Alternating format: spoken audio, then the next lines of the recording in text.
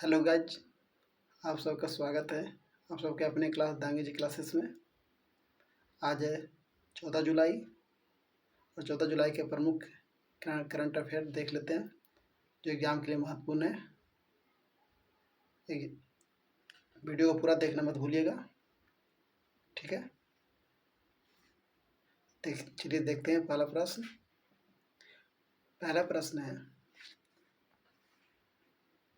हाल में भारत और किस देश ने अपने द्विपक्षीय संबंधों को रणनीतिक साझेदारी में अपग्रेड किया है? रणनीतिक साझेदारी में स्ट्रेटेजिक पार्टनरशिप में अपग्रेड किया है, किसने किया? तो सही आंसर आप लिखिए कमेंट में।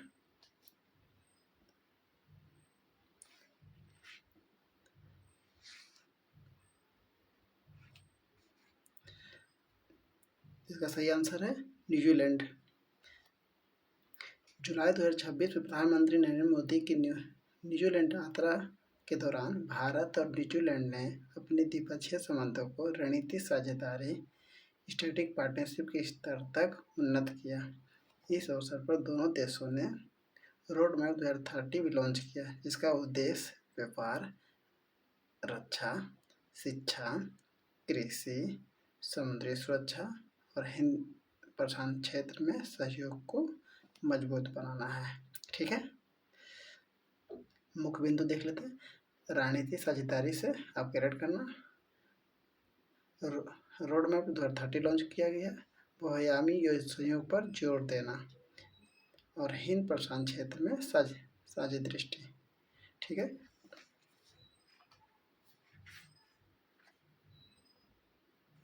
तो इसका सही आंसर हो गया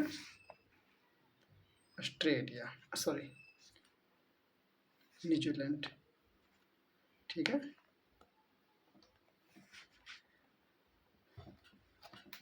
अगला प्रश्न है, भारत की पहली स्वदेशी रूप से विकसित हाइड्रोजन संचालित ट्रेन की परीक्षण कहाँ किया जा रहा है? भारत की पहली स्वदेशी रूप से विकसित हाइड्रोजन संचालित ट्रेन, ठीक है। इसका कमेंट में लिखिए आंसर, जब तक हम देखते हैं तो उसका एक्सप्लेनेशन।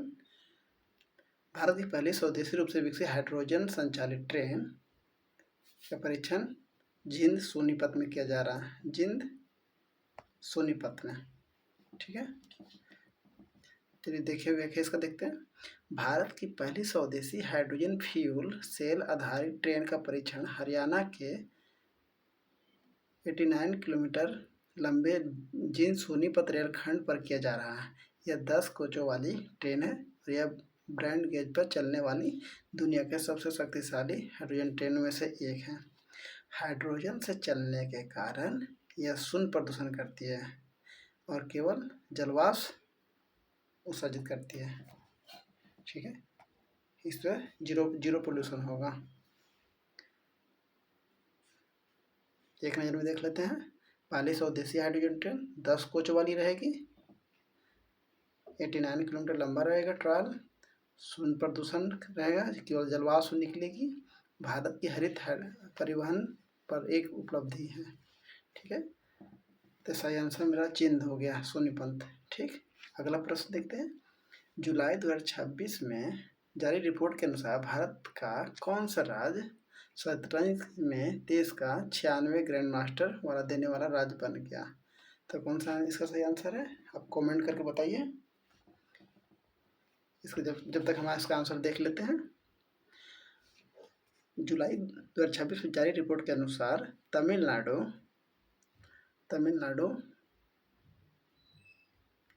96 ग्रैंड मास्टर देने वाला राज्य बन गया है, ठीक है।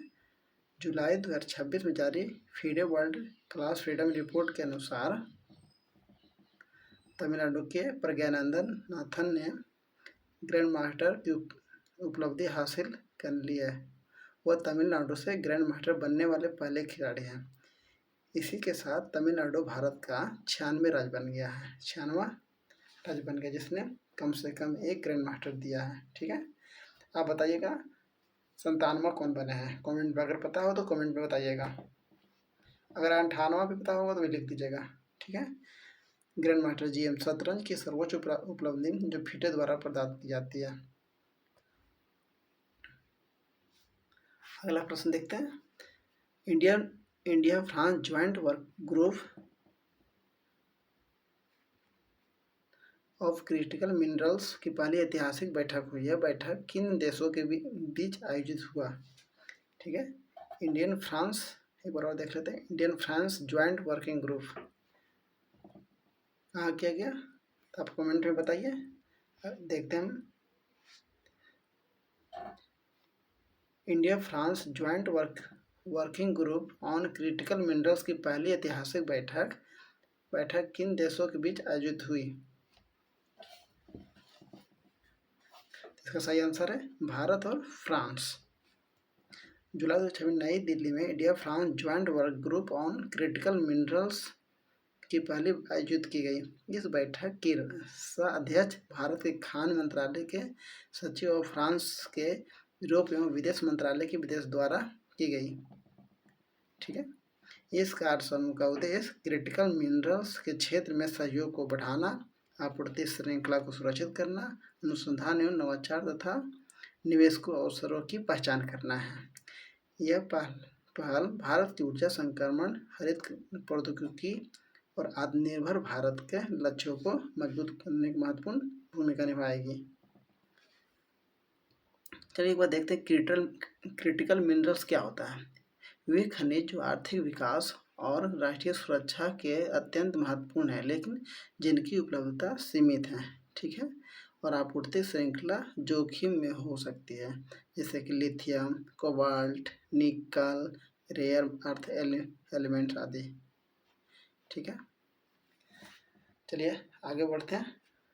हमारा अगला प्रश्न है, भारतीय रिजर्व बैंक ने वित्त वर्ष 2025-26 के लिए भारत की वास्तविक जीडीपी वृद्धि दर का अनुमान कितना प्रतिशत बरकरार रखा है? अब इसको आपको पता है तो कमेंट बॉक्स में बताइए, जब तक हम इसका देखते हैं आंसर।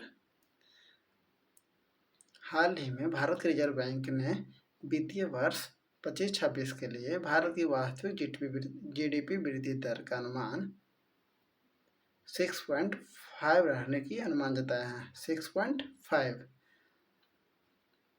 मौद्रिक नीति एमएफसी की बैठक जुलाई 2026 में वित्त वर्ष 25-26 के लिए भारत की वास्तविक जीडीपी वृद्धि दर के अनुमान को 6.5 बरकरार रखा है। इसके पहले आरबीआई ने अपने 2026 में भी यही अनुमान 6.5 पर ही रखा था। यह अनुमान मजबूत घरेलू मांग, निवेश में सुधार, सेवाओं क्षेत्र की मजबूती और कृषि क्षेत्र में बेहतर प्रदर्शन पर आधारित है। हालांकि वैश्विक अनिश्चितताएं, व्यापार तनाव, भू राजनीतिक जोखिम चुनौती बनी हुई है। अप्रैल 2026 का अनुमान 6.5, 25-26 में 6.5, जुलाई 26 में 6.5 रहेगा। ठीक है, चलो आगे बढ़ते हैं।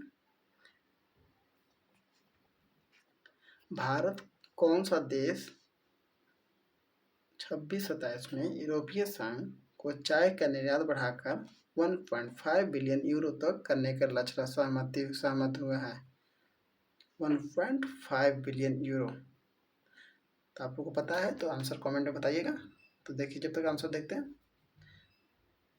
2026-27 में यूरोपीय संघ को चाय निर्यात बढ़ाकर 1.5 बिलियन यूरो तक करने का लक्ष्य यूरोपीय संघ को भारत ने किया है। यूरोपीय संघ को चाय के निर्यात को बढ़ाकर 1.5 बिलियन यूरो तक पहुंचाने का लक्ष्य सहमति व्यक्त की है। यह सहमति भारत यूरोपीय संघ के बीच हुई एक उच्च स्तरीय बैठक में हुई है। यूरोपीय संघ भारत का चाय का एक प्रमुख बाजार है और यह लक्ष्य दोनों पक्षों के बीच व्यापार को मजबूत करेगा।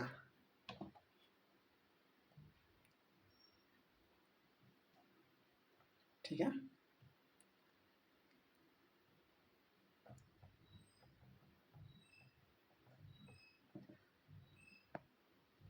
यह समझौता कृषि और एग्रो प्रोडक्शन के क्षेत्र में भारत और यूरोपीय यूनियन के सहयोग को बढ़ावा देगा।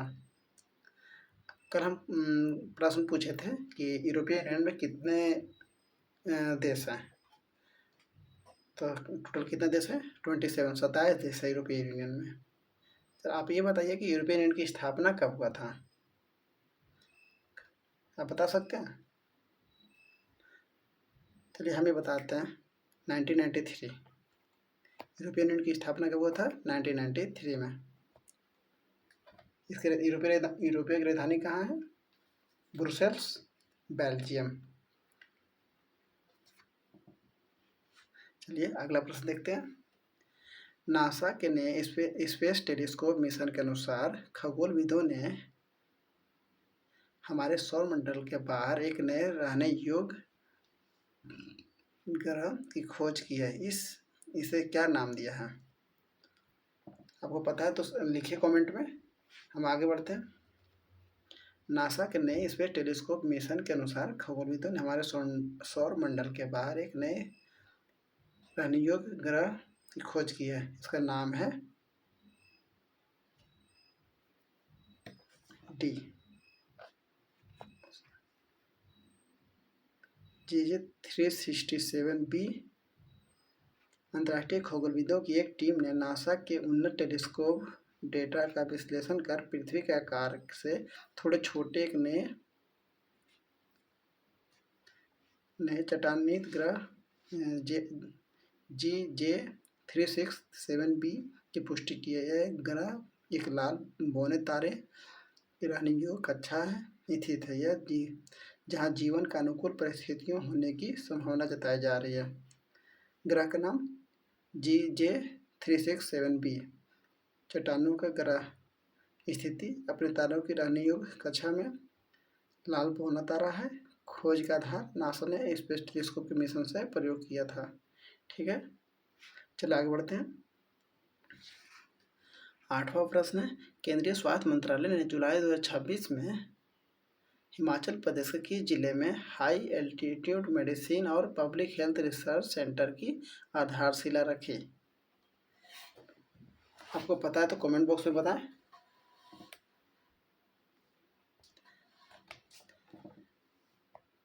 चलिए देखते हैं।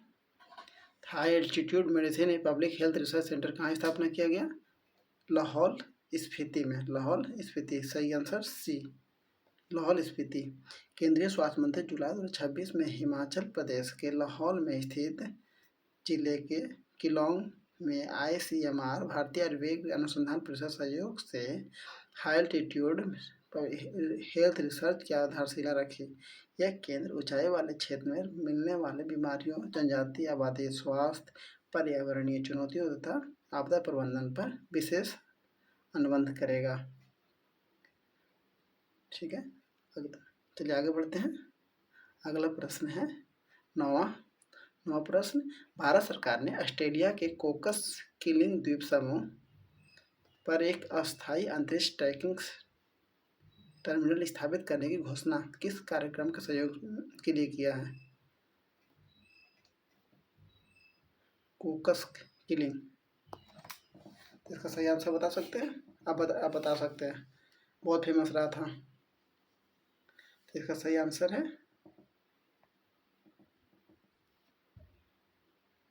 गगनयान मानव अंतरिक्ष उड़ान कार्यक्रम।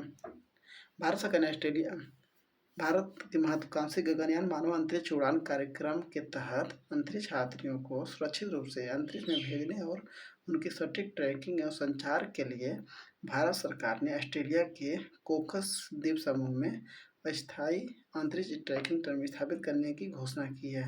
यह टर्मिनल गगनयान मिशन के दौरान आवश्यक ट्रैकिंग टेलीमेट्री के कमांड को प्रदान करेगा। ठीक है, कहाँ करेगा? कोकस द्वीप में, जो कहाँ है? हिंद महासागर में को एक बाहरी क्षेत्र है। लास्ट प्रश्न देखते हैं। लास्ट प्रश्न है, नीति आयोग द्वारा जुलाई 2026 में जारी सतत विकास लक्ष्य SDG में भारत के सूचांक में किस राज्य ने देश में पहला स्थान हासिल किया है? सतत विकास में SDG में सतत विकास में कौन किया है? तो आप कमेंट करके बताएं। सतत विकास लक्ष्य में भारत सूचकांक में किस राज्य ने पहला स्थान हासिल किया है? तो सही आंसर है केरल। नीति आयोग ने जुलाई 26 में सतत विकास लक्ष्य भारत सूचकांक में जारी किया। इस सूचकांक में केरल ने समग्र प्रदर्शन आधार पर देश में पहला स्थान प्राप्त किया। केरल ने स्वास्थ्य, शिक्षा, स्वच्छता, लैंगिक समानता, जल संरक्षण और जलवायु कार्रवाई जैसे कई लक्ष्यों में उत्कृष्ट प्रदर्शन किया। यह सूचकांक राज्यों, केंद्र शासित प्रदेशों के प्रदर्शन के मूल्यांकन के सतत विकास का आधार पर करता है। कितना इसमें टोटल कितना पॉइंट है? 17 पॉइंट है। कौन जारी करता है जारी रिपोर्ट का? नीति आयोग। नीति आयोग के अध्यक्ष कौन होते हैं? प्रधानमंत्री। कौन शीर्ष पर रहा? केरल। दूसरा पर कौन रहा? तमिलनाडु। ठीक है, आपको वीडियो पसंद आया हो तो लाइक करें, सब्सक्राइब करें और दोस्तों के पास शेयर जरूर करें। ठीक है, मिलते हैं कल। बाय, जय हिंद।